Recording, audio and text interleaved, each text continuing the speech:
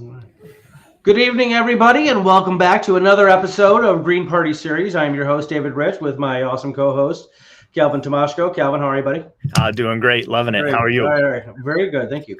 A very exciting show tonight. We have the former Illinois Green Party treasurer, current co-owner of Ailey Solar, on our show tonight. Jack Ailey, how are you? Thanks for coming on the show.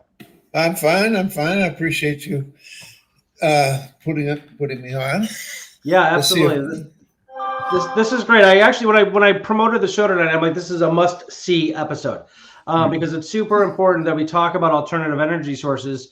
Obviously, I don't think there's anybody left, or very few people left, maybe some people on the right, that think that fossil fuels are okay. But definitely the consensus is swaying over to it's definitely not okay. We need to get rid of fossil fuels. We need to get rid of natural gas. We need to get rid of coal, especially the first and the third. Fracking is a bad thing. Nuclear energy plants are definitely controversial. They're expanding all over the place. Biden has some sort of idea that he wants to get something. I think it's 20 to 23 or something like that built during. I don't know if it's during his administration or just starting the process. And a lot of people are like, "Whoa, slow down there, buddy," because there's all sorts of problems with nuclear energy for sure. So and solar power is a big thing now. It's because it's up and coming for sure. I'm seeing advertisements for it all over the place. So I personally have 1,000 questions for you. I'm sure Calvin does. So why don't you start off on telling us just a little bit about your history in the Green Party and then how you got involved in solar energy? Sure. Thanks. So I've been a political activist basically my whole adult life. I came to the Green Party in 2000 when Ralph Nader was running for president. Yeah. At that time, I was a member of the Steelworkers Union, working in a steel mill, and as an electrician. And I was living in the Little Village neighborhood in Chicago, and I teamed up with Dorian Brewer, who was also new to the Green Party, who's living in Pilsen. And we started working on, after the Nader campaign, we worked on forming a local branch of the Green Party for the southwest side of Chicago. And we worked on a number of different issues. The biggest thing that we worked on was environmental justice. We helped to form an organization called PERRO, Pilsen Environmental Rights and Reform Organization, back in 2004. We worked on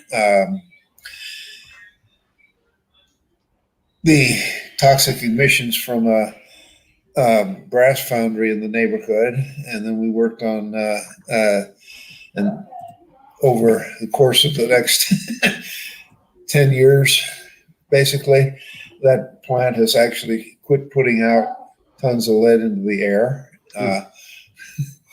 When we first started investigating it, we found out that they were emitting 3,000 to 5,000 pounds of lead into the air in a heavily residential area, about 2 blocks from a school.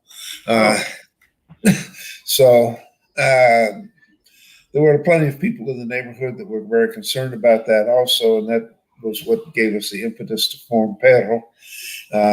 And that organization is still in existence. I am still its treasurer, actually. I don't have a lot of time to devote to it because we've gotten into this renewable energy. We worked on the campaign against the coal-fired power plants for a good 10 years. And those 2 plants, which both in Latino neighborhoods in Chicago, are now closed, been closed for a while. After that, since I had training as an electrician and I was interested in solar, we had talked about, Dorian and I had talked for many years about starting to actually do that as a business, to install solar. And 2012, we started doing that. And we basically learned by doing. We're still at it. We're still doing it. There's been a big boom in solar in the recent period. That's the crucial concern that we have at the present time is that there was a boom that because of the legislation that the Illinois General Assembly passed in the end of 2016, there are now have been standardized incentives for people to install solar. And the short version of it is that between the federal tax credit and the solar renewable energy credit money that you can get from the state of Illinois program, people can cover close to half or maybe even 60% of the cost of a system from those two incentives. And it makes it very, very financially advantageous to install solar, as well as beneficial for the planet. I mean, frankly, Dorian and I started doing it because we felt the planet needed it and we could do it. And then we had to figure out how we could keep a company going to keep that thing going. And so far we have. So we're by no means the largest solar installer in Illinois, far from it. But we have been around for a while, and we've probably done somewhere in the neighborhood of 400 residential installations, as well as a number of commercial projects that are bigger than that. And we have every intention of sticking around for the long term and keeping this thing going. So, all right. Okay, great. Calvin, you mind if I kick off the questioning here? Oh, I don't mind it up. Take it away. So let's talk about why solar energy above all the rest, above wind, water, hydro, nuclear. We don't even talk about fossil fuels. That's just stupid. Well,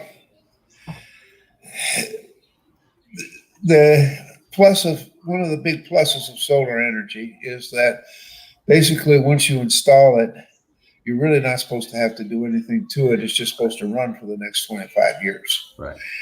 So, I mean, this is not totally true because there are electronic components. As you probably realize, the solar panels themselves produce direct current electricity, and that has to be changed through some electronic devices into the alternating current that comes in from the utility to match that. And the electronic devices tend to fail over a period of time. By no means all of them, but enough of them that we keep somewhat busy replacing failed components in systems that we've already installed. The manufacturer a lot of these equipment is warranted for either 12 or 25 years. So the manufacturer will supply a replacement for it. Depending on the manufacturer, they may or may not also pay for the labor to replace it. Most of them don't, actually. So customer is going to have to pay something for us to come out and replace a failed component. Most of the installs that we do, there is, besides the panel that we mount on the roof, underneath it, attached to it, is an electronic box that either optimizes the DC output of that panel, or is a microinverter that converts the DC directly into AC right there. So you have additional wiring under the panel, and there's a big advantages to that. For the consumer, the biggest advantage is that it then lets you get maximum production out of each panel, even if a panel next to it is shaded. That doesn't cut out the production from that panel. So that's most residential roofs in Chicago and anywhere. Basically, you're going to have a tree somewhere, you're going to have a chimney somewhere, you're going to have some other obstruction that is going to cause partial shade for part of the day on some of the panels. But with the having the microelectronics connected to each of the panels, then you get better production out of all of your whole system. It also enables you to comply with the newer features of the National Electric Code, which is for protection of firefighters. They want, if the grid power is shut off, they want all the voltages to go, even inside the array, to go down to a safe level very quickly. And with these microelectronics, that accomplishes that. If you don't have any microelectronics connected to the system, it won't do that. That's but it's so longevity, cost effectiveness, minimal amounts of maintenance along the way, but some perhaps for sure. I mean, it's a machine, it's a mechanism, it has moving parts, it's going to break. I mean, that's how it goes. It doesn't have nearly as many moving parts as windmills. Windmills require more maintenance and don't they definitely are they're very good at converting wind energy into electricity, and I'm glad to see windmills when I travel. Chicago, for sure. Chicago, in case you're not aware, the wind is not really optimal for windmills. There are a few around.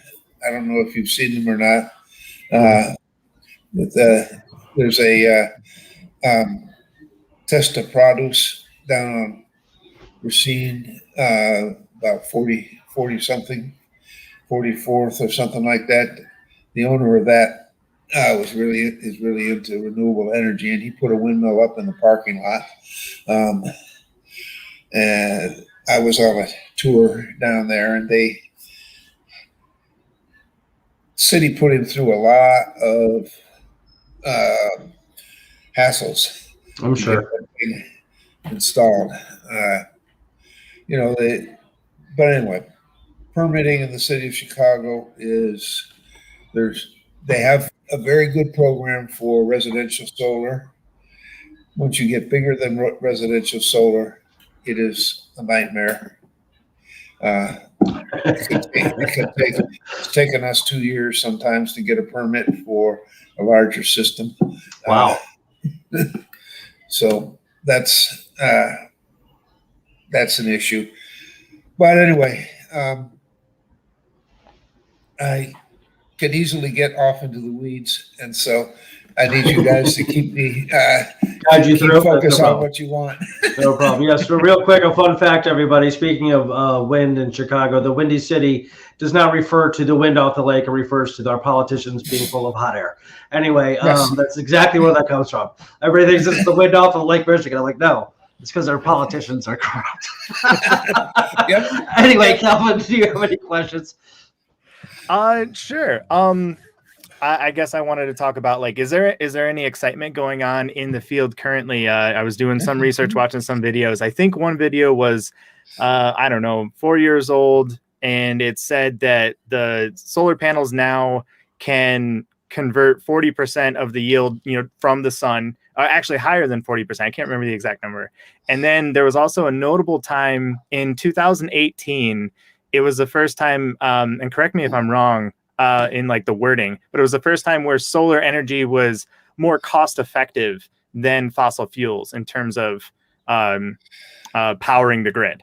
And I was wondering what else is going on that's exciting. So the commercially available photovoltaic panels, or solar panels as you call them, are more like in the 20% range efficient.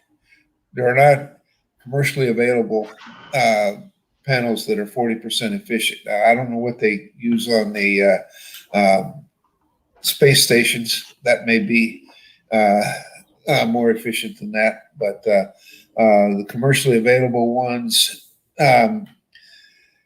17, 19, 21, 22%, roughly speaking. So that is one drawback to solar. It takes a pretty big area to get a lot of energy. And if you'll notice, the really big solar installations are all out in farmland where the land is cheap and you can spread out a lot. Okay. An individual roof for an individual homeowner, many times we cannot put enough solar on there to actually offset their whole usage.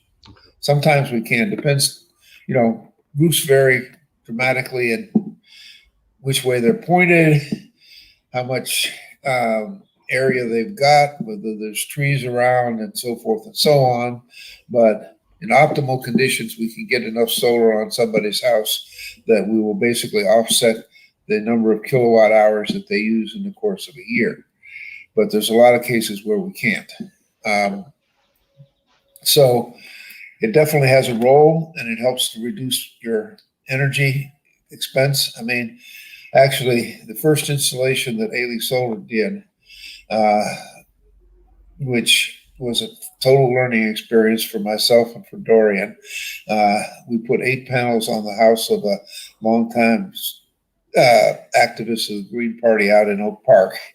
And this particular couple is extremely frugal with their electricity. And that 8-panel system rated at 2 kilowatts of maximum power has mostly offset their whole electric usage. Oh, wow. Now, they are somewhat the exception. Right. Most people run their air conditioner a lot more than that. Right. Most people don't, use a lot more electricity than that.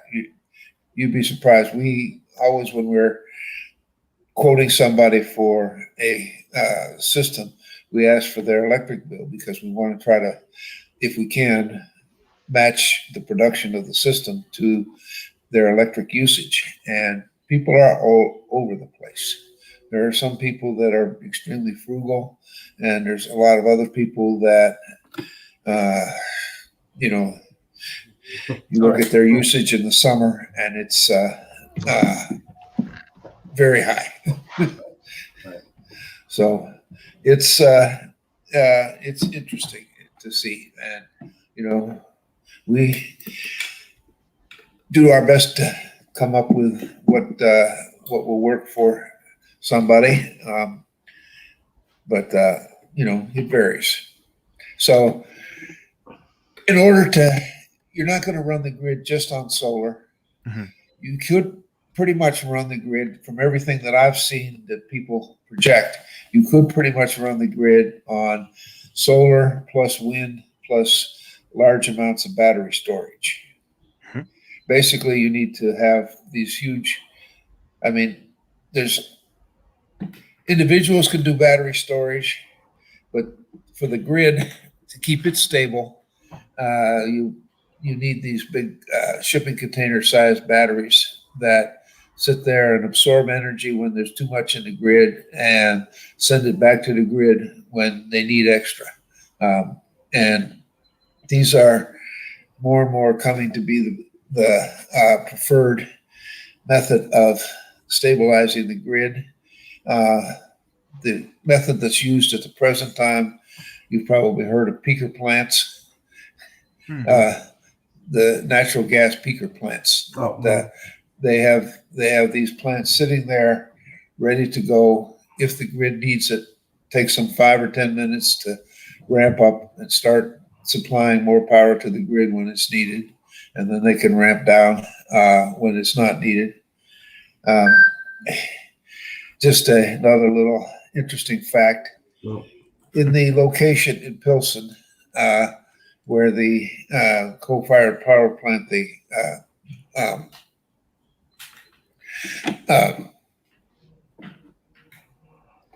power plant that was on Cermak and Carpenter, that plant is now, the coal-fired aspect of it is gone, but they have diesel generators there that are peakers that run every now and then.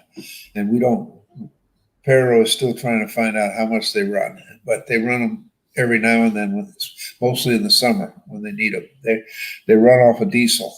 and that's another mechanism for stabilizing the grid. It's an older technology, and the newer technology is what I'm telling you is the battery-based systems. They have really fancy electronics. 50 years ago they didn't have, but right now they've got fancy electronics where you could take DC and chop it up and make it whatever kind of AC you need to make it, whatever voltage or whatever frequency you need to make it. And it's a lot cheaper to do that now.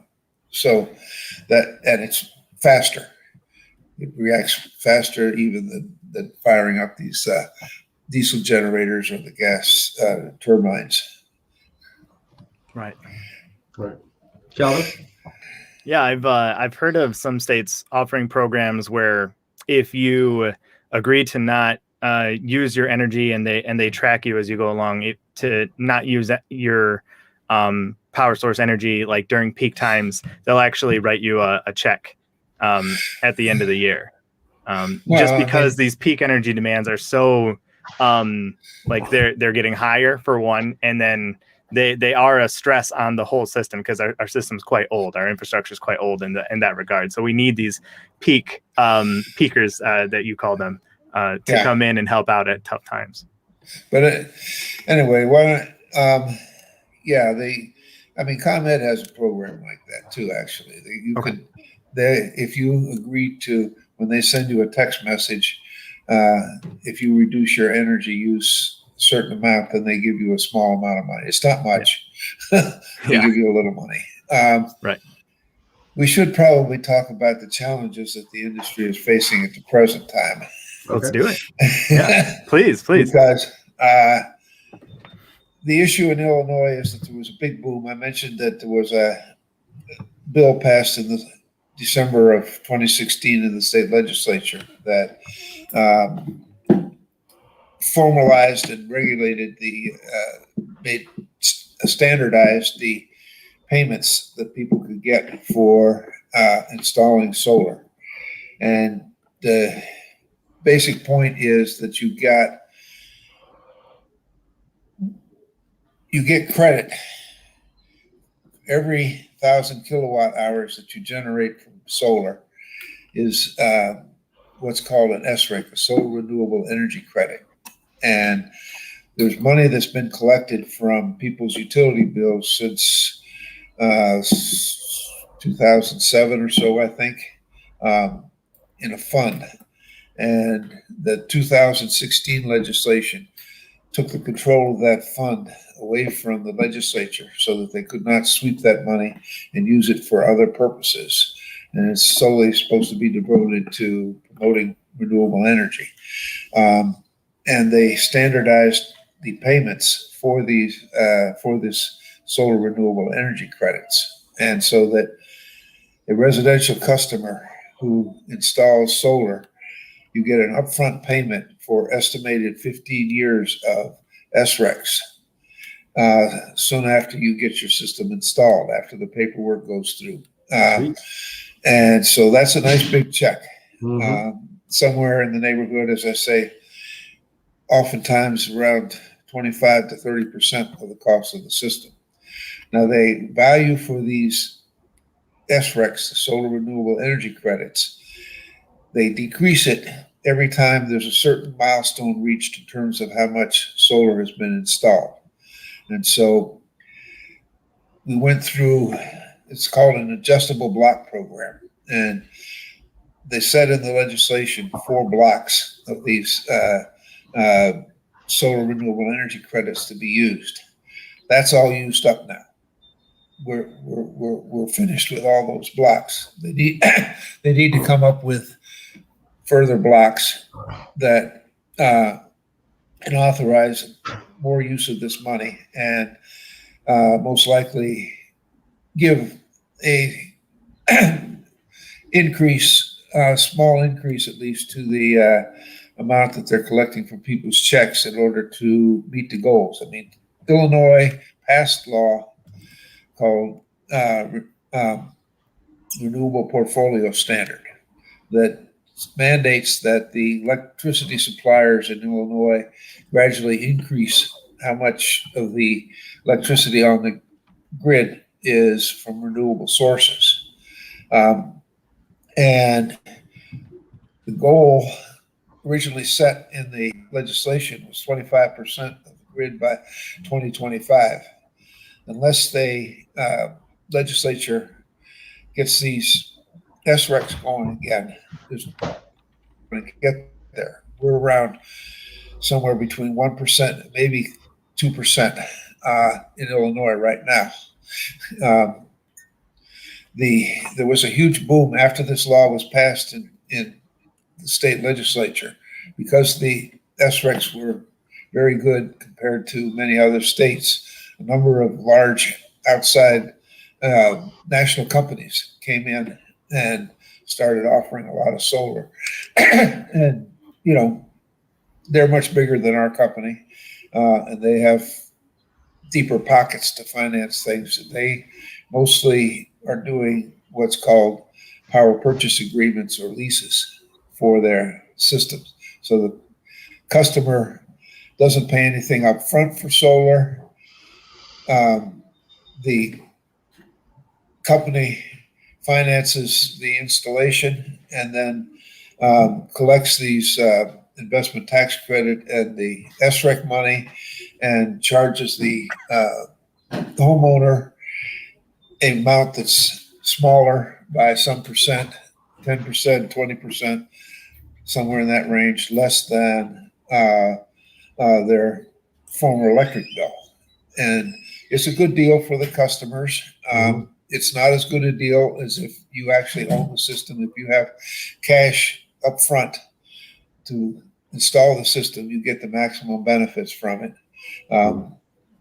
There's also loan programs available, which we are able to arrange for our customers that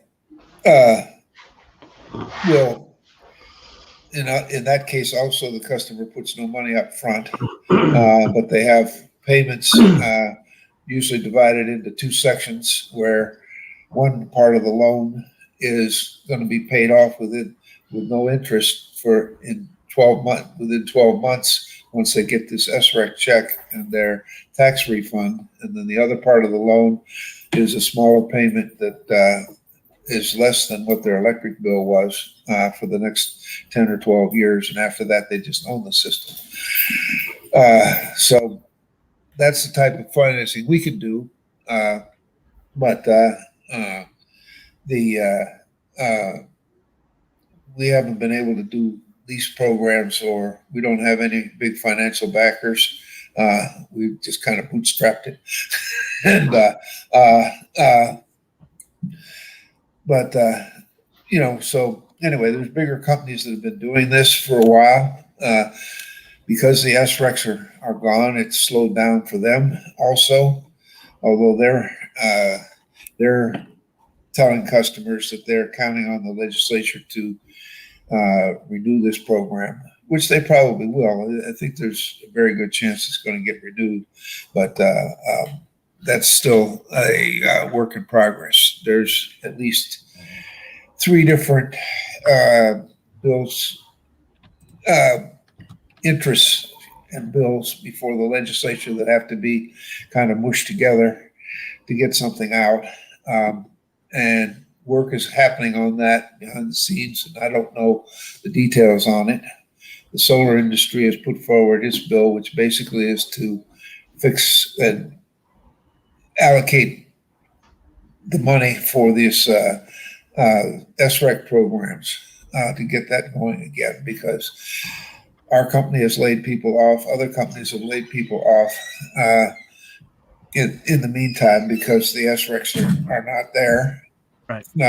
And we need to get this going again if we're going to get SRECs established. If we're going to get the solar installed at the rate that it needs to be installed. There is a broader bill called CEJA, or Clean Energy Jobs Act, which has a number of different provisions in it that gets somewhat more publicity than the bill that the solar industry itself is promoting. It has many valuable goals. It's a more complex bill and accomplishes a lot of different things. And, you know, we're not trying to say it's a bad bill or anything, but we need ours right now. We would like to have it, even if they can't come to an agreement on all the other things we need this. Then the third proposal is coming, essentially it's coming from Exelon, but it's coming through some of the construction unions that have jobs in some of the nuclear power plants. And they want, basically, the biggest thing they want is subsidies for a couple more of the Exelon nuclear power plants in Illinois. And, you know, I'm pretty much going to assume that in order for the solar industry to get what it needs, Exelon is going to have to get some of what it needs. That was the way the previous bill worked. They got subsidies for a couple of their power plants, and the solar industry got the adjustable block program that just led to a boom for our industry. I am a supporter of the Nuclear Energy Information Service, and I think you may have had David Kraft on here at one point, and I totally agree with him. I would prefer not to subsidize nuclear, but at the same time, you know, practical politics, we're not going to get what we need if Exelon doesn't get what it needs, or at least some of what it needs. Hopefully they will get less of what they are asking for than they got the last time. That's probably my conclusion in terms of what's going to actually happen. Right.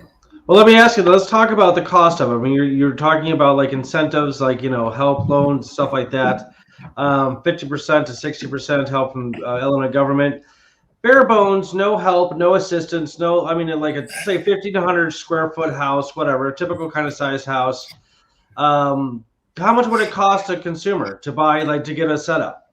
Okay, so we do that calculation.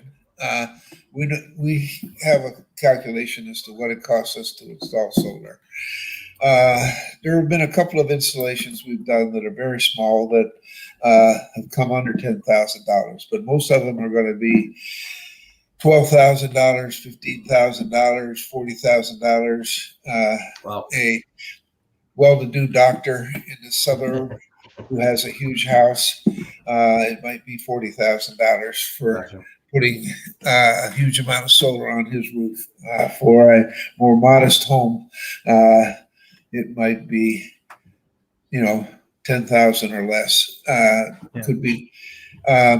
Like I say, could I pause you there just for a moment? Yeah. I wanted to take just a tiny break, and we're going to leave the audience in suspense over the costs up front, and then we'll talk about the paying it back over time and how you can actually maybe save money overall. But for real quick, I want to just show our beautiful face on the screen and let our audience know this is the Illinois Green Party series. We air every Monday night at 8 in Central Time, of course. And we have our guest on, Jack Ailey. I'll put the little graphic up on the screen. Principal electrician at Ailey Solar Electric. All right, now to go back to our scheduled programming, take it away. We're talking about the costs. And then I'm most excited about, like, okay, these costs seem, you know, maybe a little bit of a threshold. Maybe they're something that they could approach. You know. But over time, they tend to help make up money, right? No, I mean, we try to do a calculation, okay, between the federal tax incentive, the SREC money that you get, the fact that I haven't talked about net metering, but basically what that means is that when your system is producing energy on the roof, you may or may not be using all of that energy in your house. If it's producing more energy than you actually need in your house, it goes back to the grid. Your meter records it, and you get charged, you get a credit on your bill at the same rate that ComEd charges you. So, in the summertime, typical system may very well produce more over a course of a month, may produce more kilowatt hours than you actually draw from the grid. Now, every night when the sun goes down, you're going to be drawing from the grid. But in the day, you're going to produce more energy even than what you used in the previous night. And so with net metering, you get, you're basically storing that value, and you're going to build up credits. ComEd does not give you cash, but they will give you credit on your bill from month to month. And you build up a credit in the summer. And then in the winter, when we don't have very much sun in Illinois, you're going to use that credit up. And in April, they zero it out. So, like I say, they're not going to give you cash, but you can get credit up to, but not over the amount of electricity that you actually use.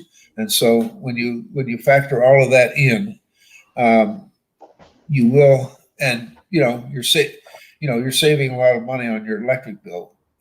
One of the questions in figuring out when do you actually break even is how rapidly are electric bills going to increase, and there are different opinions on that.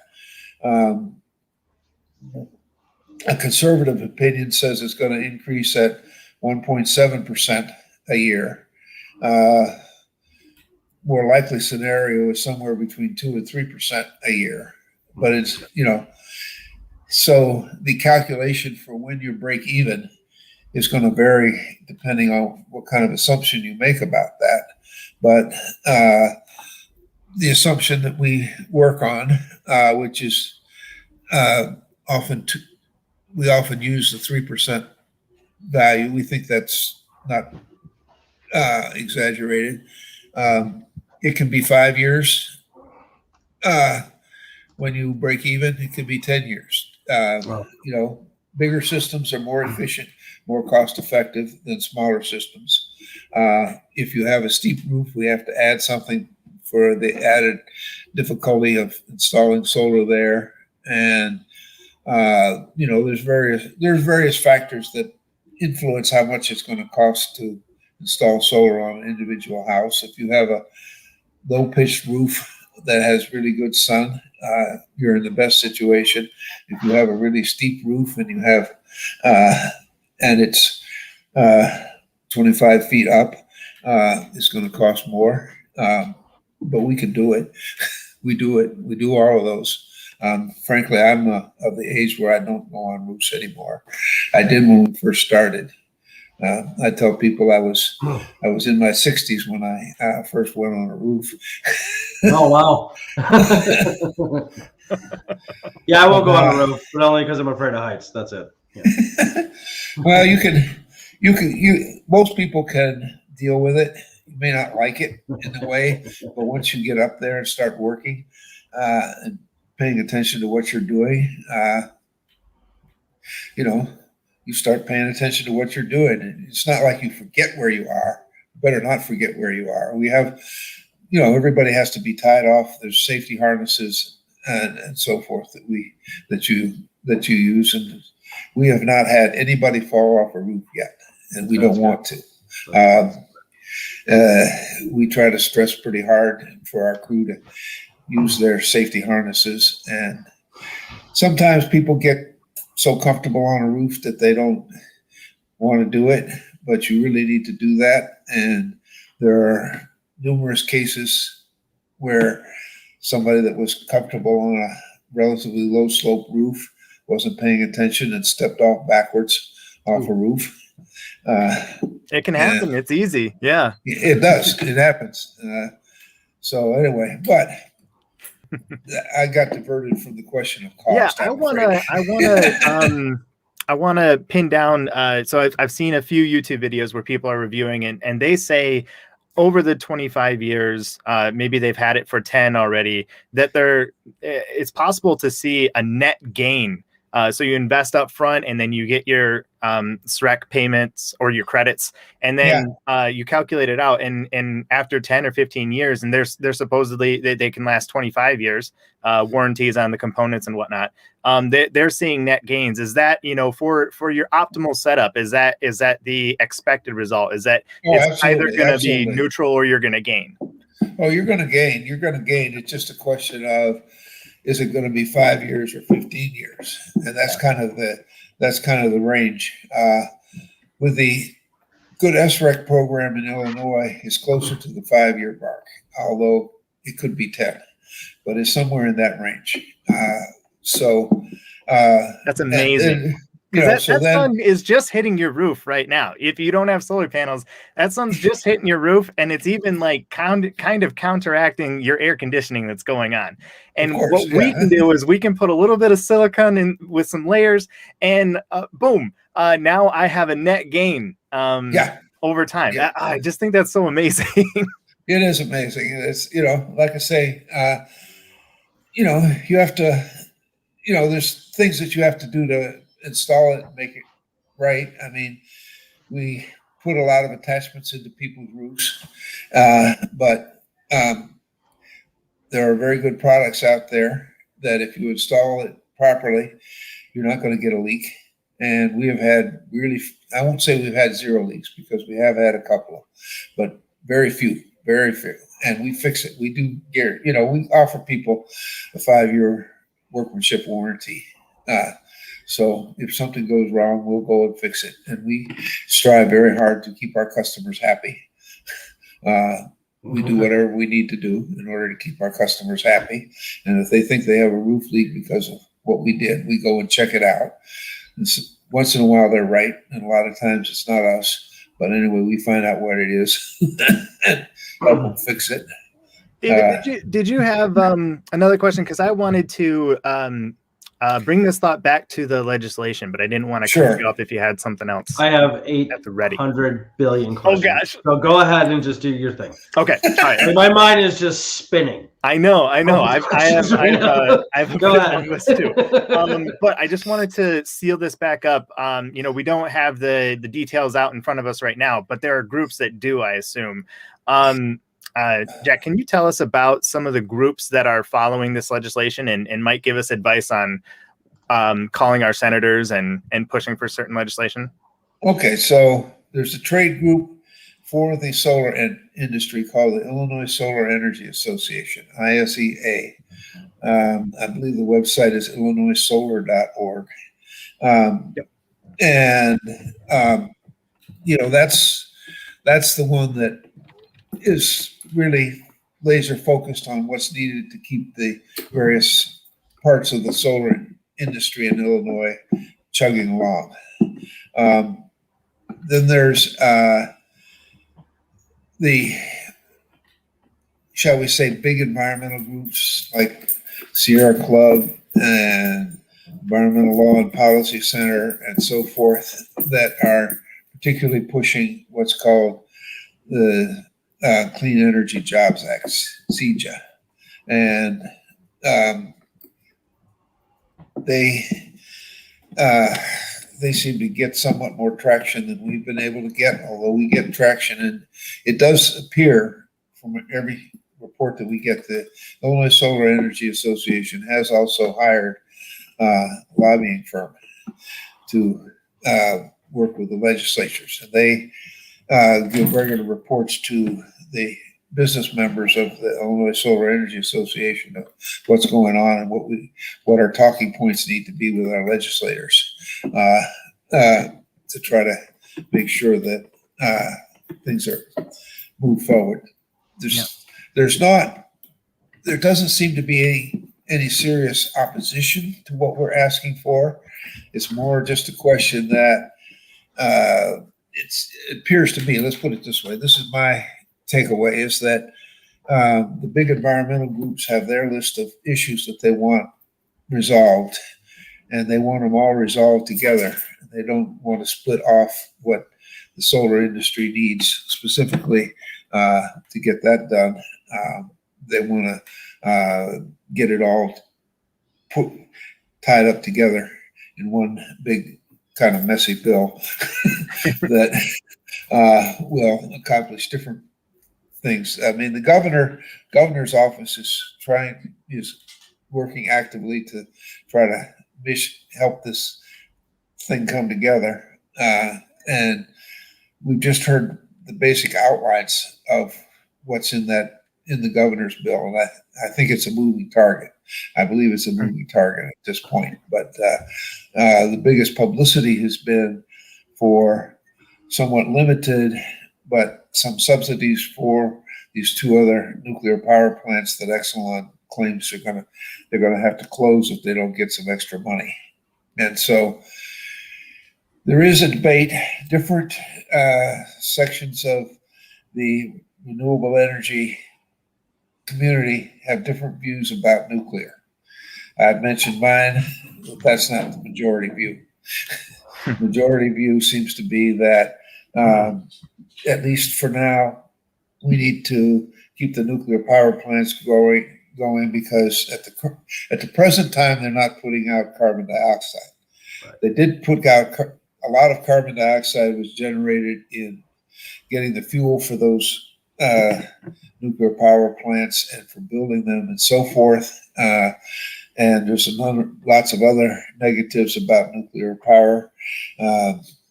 Think Fukushima, whatever. Right. But anyway, and this is why we need to get loud. I see ISEA, or the Illinois Solar Energy Association, has a Facebook page. So if you're watching us on Facebook Live right now, please go follow them, follow their page, and follow any advice they have about contacting senators. Because if 10 of us call senators and other folks who are thinking different plans don't call their senators, well, we ended up being louder. So let's do it. Let's call them and tell them what we want. I like that. No, I mean, the biggest argument for the legislatures, there's some of them that have some actual environmental commitment, but there's a lot more of them that have commitment to jobs for their constituents. And always the economy.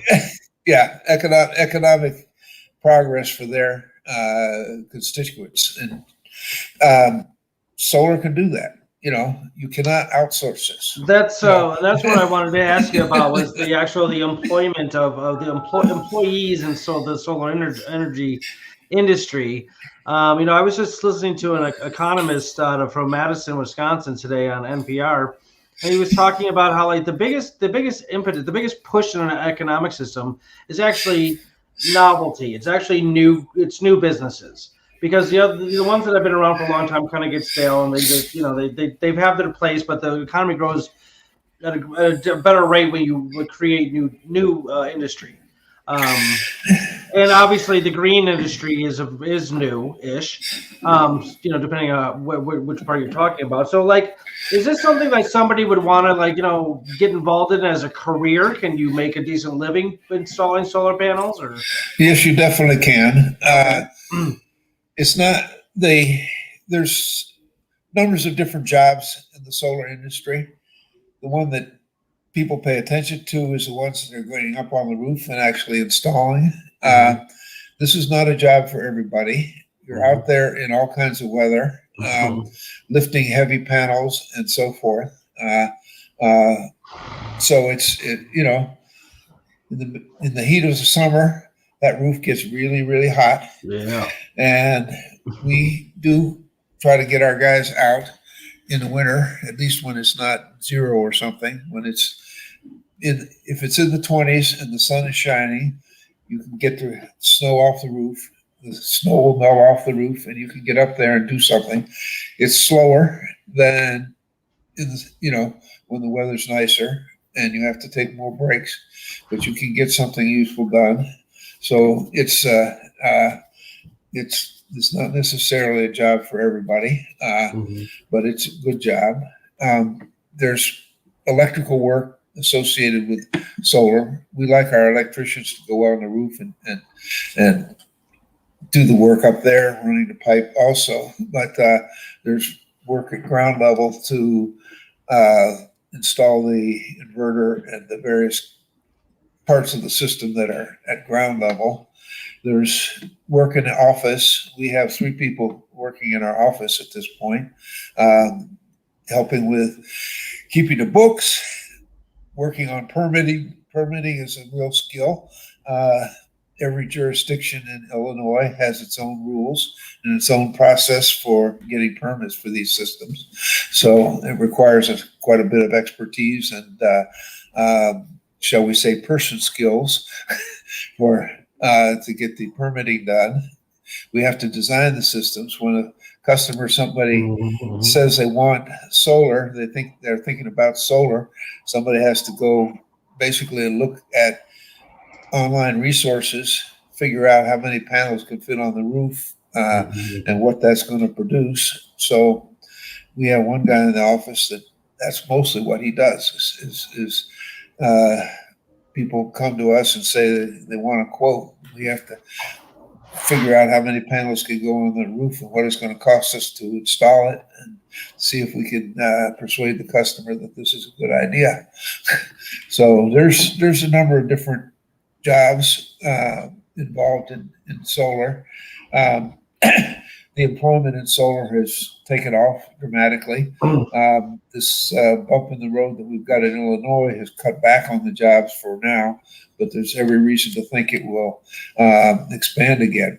Actually, one part of this law that I didn't even discuss with you particularly is what's called solar for all, and it was put in as a economic justice part of the law. There are enhanced SREC money for low-income homeowners to install solar. There are a number of problems with this program, and it has not really taken off the way it needs to. There are really good incentives for nonprofits that are located in either environmental justice communities or low-income communities. Nonprofits in those communities have very lucrative SRECs, and it's totally worth it. And that numbers of those projects have gone forward. They have money in it for training people to become solar installers. So there's a number of different organizations that recruit people. They recruit heavily in African American and Latino neighborhoods to train people to install solar. Our offices are on Damon and Pershing in Chicago, and right next to us is an organization called National Latino Education Institute, and they do training for people to install solar. So, yeah, there are, you're not going to get totally rich. It's construction. But it's a living. It's a living. It's definitely a living. And it's doing something worthwhile. People feel good about it.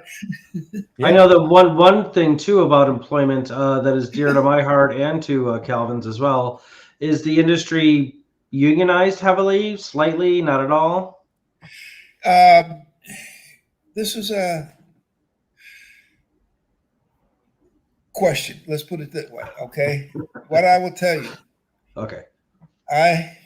All my working life before I retired and then unretired and started doing solar, I was a union member. Right. I was in the Steelworkers Union, as I mentioned, and I was also, when I worked for the CTA, I was with the IBEW. And we are definitely, Doreen and I are both committed to economic justice. Mm-hmm. And we encouraged our employees to join a union. We wanted, and they were, but eventually the employees decided that the way the union was working was not benefiting them whatsoever. Mm-hmm. And it was just, the way it was actually working was just to prevent us from dealing with a couple of people that were not pulling their weight. Troublesome, yeah. That's one of the criticisms of unions. And I was a union steward for over 10 years. And I mean, I would never throw the union baby out with its bathwater, but I mean, I definitely saw some people who didn't deserve to keep their job. So I understand that. So the basic point is the IBW level of wages make it impossible to cost effectively install solar on residential projects.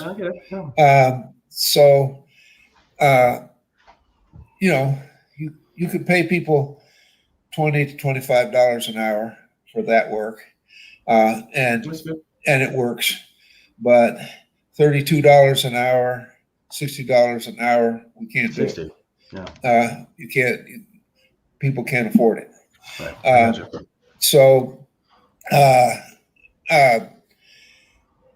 There is some unionized shops that install solar on larger projects, and they can make the economics work. And they do quality work. That's not the field that we normally play in. Right. But there are unionized shops that do the larger projects.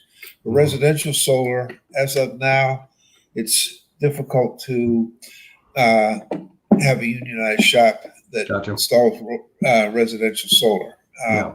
I wish we could change that. We'll see. Yeah. It's a moving target, and we'll have to see. I definitely believe in people having a stake in their company that they work for, and we're going to have to work a way to do that. We have a stated goal that we would like the company to eventually become a worker-owned co-op. This has not happened in the 9 years yet. It hasn't, we have been so busy trying to keep our head above water. We haven't made much progress on that. And in the meantime, both Dorian and I have taken lower wages than we should, and various other things, so that in any fair accounting, there's a fair amount of money that the company, if it ever starts making really serious money, would owe us. And that's hard to calculate and taking account anyway. Absolutely. No, I get it. I mean, unions tend to thrive in bigger companies anyway. I mean, because of the greater profit margins and stuff like that. So it can distribute it more readily. Yeah. I get it. Not every place is union ready. I get it. And you seem like you would be a very fair and just employer anyway. We try. So you probably would be implementing, spirit of the union without the actual formalized union involved, which is, I think, acceptable personally. Okay, we only have a couple of minutes left here. Good Lord, there's so much more to talk about. I mean, wow, crazy. Calvin, do you have any last question or anything? I got a last small one, and you beat me to the punch. I usually mention worker cooperatives in every cast that we do, and I absolutely love that you guys are looking that direction. I wanted to ask about a different type of cooperative. I was curious if you've worked jobs or if you would be accepting of jobs where a community or a small cooperative of people, it could be just 4 neighbors in a row, all agree to go in on putting solar panels on someone's roof and then divvying out the net benefits over time. Has that occurred, or would you be open to such a thing in the industry? I have heard of such things. We haven't actively tried to promote it. I mean, obviously, if somebody came to us with a proposal like that, we'd be glad to do it. And there is such a thing as community solar. Perhaps you've heard of it. No, you haven't heard it? Really? Community solar. Oh, okay. This is a whole nother topic. Oh, no. This is not a field that we play in directly, but it's definitely an option for people that can't put solar on their own houses. There are big solar fields that have been installed. I've seen some, People can buy into them. Some of them are just utility scale, but some of them are what's called community solar. And you don't put any money up front. You basically buy into this community solar, and then you get a reduced cost of electricity based on the production of this solar field that may be really far away from where you live. Right. Yeah. No, I've seen a couple around here. Unfortunately, we are almost out of time here. Yes, I just want to say, Jack Early, thank you so much for coming on again. We're going to definitely, absolutely have you on again, because again, there's so much more to discuss, and this is a very important issue. We keep building, the population is growing, they keep building and building and building, and that which just means more energy needs and that kind of thing. And, we got to figure it out. And like you guys said, nuclear is probably not a good idea, because especially long-term effects. I mean, so long-term problems with nuclear that are really, really frightening. Yes. So anyway, it's 9 o'clock. Calvin, thank you so much. Yeah. Jack, Early, thank you so much. Everybody, thanks for tuning in tonight. Till next time, we are taking next week off for Memorial Day. We're going to go out. We're going to have a barbecue. I am, at least. And enjoy ourselves. And we'll be back in a couple weeks with somebody interesting as well, I'm sure. Till next time, everybody, be good, be green. Thank you. All right. Take care, everybody. Great.